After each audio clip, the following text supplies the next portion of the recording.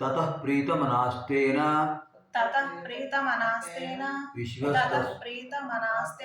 विश्वस्तस्समः कपिः किष्किन्धां रामसहितः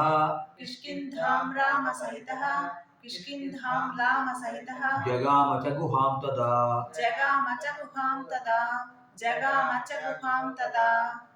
ततः प्रथमं प्रीतमनाः द्वितीयं तेन तृतीयं विश्वस्तः चतुर्थं सः पंचमं महाकपिः षष्ठं किष्किन्धां सप्तमं रामसहितः अष्टमं जगाम नवमं च दशमं गुहां एकादशं तदा द्वादशपदी अयं श्लोकः ఈ శ్లోకంలో 12 పదాలు ఉన్నాయి.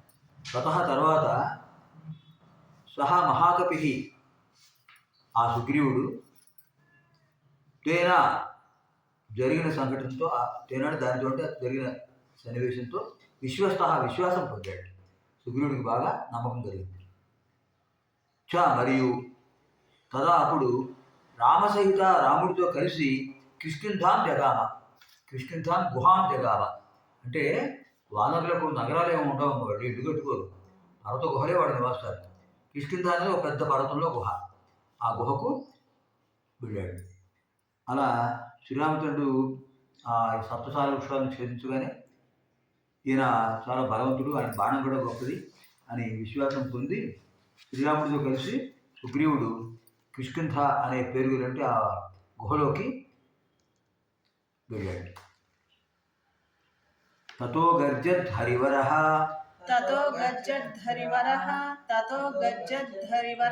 సుగ్రీవో హేమపింగళః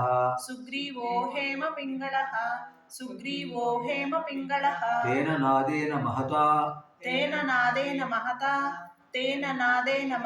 నిర్జగామ హరీశ్వరః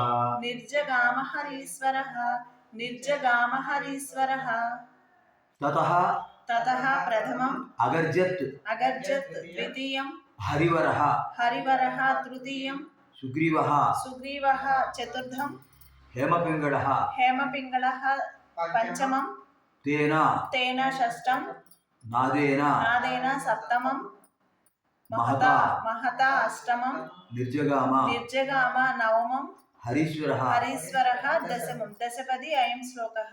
ఈ శ్లోకంలో 10 పదాలు ఉన్నాయి. తతః తర్వాత హేమపింగళః సుగ్రీవః. హేమపింగళ ఇక్కడ అర్థం ఏంటంటే ఆయన శరీర వర్ణం హేమం, అంటే బంగారం ఏ రంగులో ఉంటుందో ఆ రంగులో ఉంటాడట సుగ్రీవుడు. తర్వాత పింగళ అంటే పింగళ వర్ణం కూడా కలిసి ఉంటుంది. హేమపింగళ వర్ణం, పింగళం అంటే కొంచెం కాషాయ వర్ణం, అలా ఉంది ఆయన శరీరం. అటువంటి హరివరః సుగ్రీవః. హరి అంటే వానరులకు నాయకుడైనటువంటి సుగ్రీవుడు. తరువాత అగర్జత్ గర్జించాడు. యుద్ధానికి పిలవాలి కదా వారిని, అందుకోసం ఆయన అగర్జత్ గర్జించాడు. తేన మహతానాదేన ఆ మహత్తరమైన నాదంతో హరీశ్వర. ఇక్కడ హరీశ్వర అంటే ఎవరు? వారి. మొదటి దాంట్లో హరివర అంటే సుగ్రీవుడు, ఇక్కడ హరీశ్వర అంటే వారి నిర్జగామ బయటకు వచ్చారు. కిష్కింధ గుహలో బయటకు వచ్చారు. అలా కిష్కింధకు రాగానే బంగారు వర్ణం పింగళ వర్ణం కలిగినటువంటి సుగ్రీవుడు గర్జించాడు. ఆ ధ్వని విని వానరరాజు వారి తన గృహం నుంచి గృహాంతర్భాగం నుంచి బయటకు వచ్చాడు. అనుమాన్య తదాతారాం సుగ్రీవేణ సమాగతః నిజఘాన చ తత్రైనం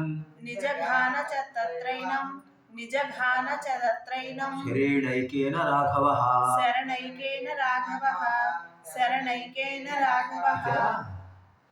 ముద్రా రాక్షసం తప్పుడు శరేణ ఉండాలి.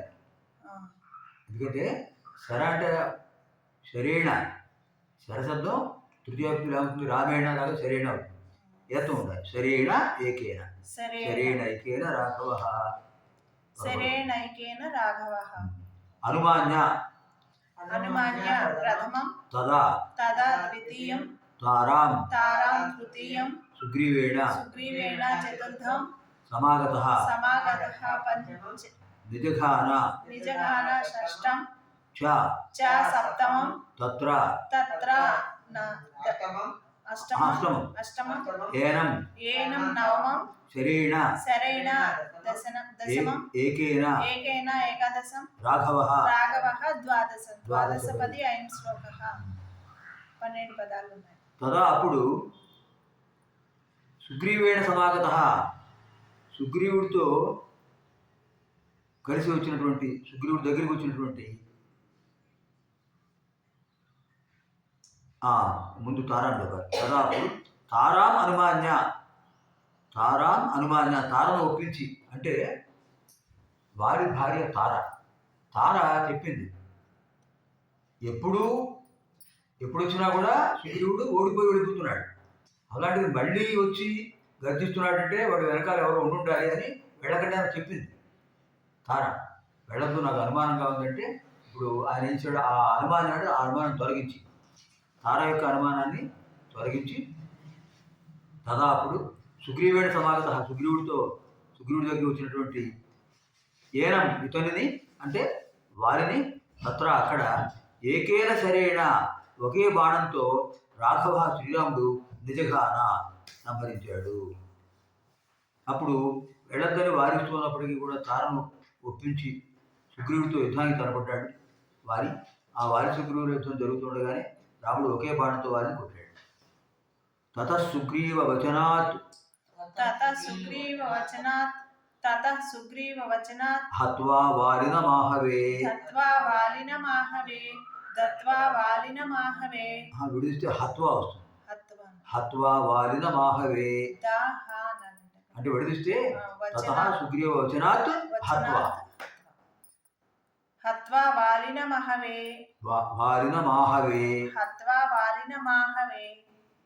సుగ్రీవమేవ తద్రాజ్యే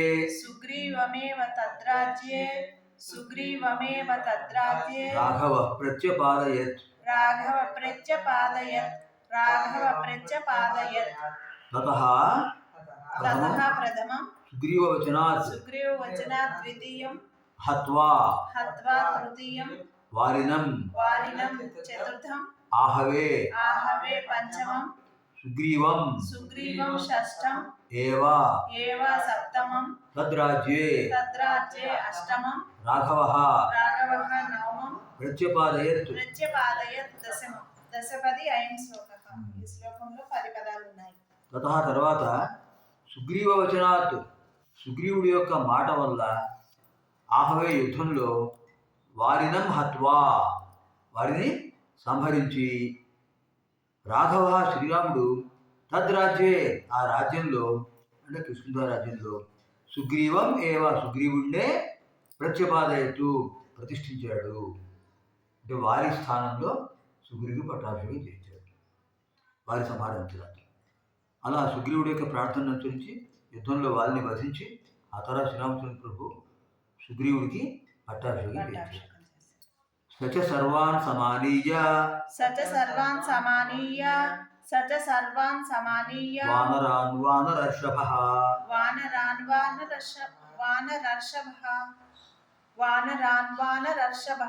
దిశః ప్రస్థాపయామాస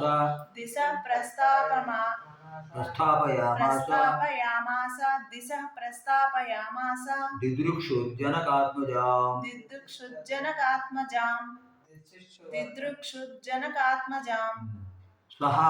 सह प्रथमं च द्वितीयं सर्वान् तृतीयं समानीय चतुर्थं वानरान् पंचमं वानरर्षभः षष्ठं दिशः सप्तमं प्रस्थापयामास अष्टमं दिदृक्षुः नवमं जनकात्मजां దశమం దశపది అయం శ్లోకః.